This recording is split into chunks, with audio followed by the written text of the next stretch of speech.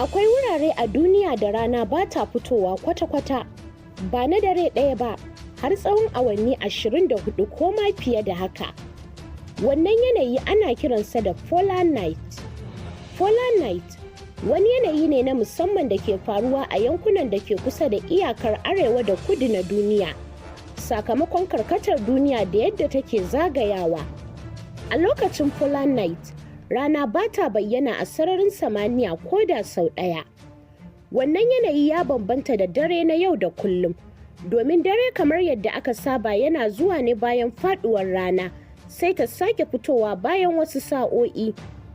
Polar night yana faruwa ne a yankunan Arctic cycle da kuma Antarctic cycle, musamman a lokacin hunturu. Tsawon lokacinsa yana bambanta, a wasu wuraren yana iya zama kwana ɗaya, amma a poles ɗin duniya yana iya ɗaukar kusan watanni 6.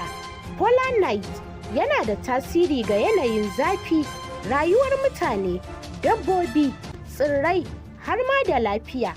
Duk da tsananin duhu, mutane da halittun da ke rayuwa a wannan yanki suna daidaita rayuwarsu ta hanya ta musamman domin rayuwa a wannan yanayi. Polar night ba wani bala'i ba ne, wani ɓangare ne na tsarin duniya da kuma halittarta. Shin, kun taɓa tunanin yadda rayuwa take a wurin da rana ba ta fitowa a tsawon watanni? Me kuke ganin ya fi wahala a wajen yin rayuwa da polar night?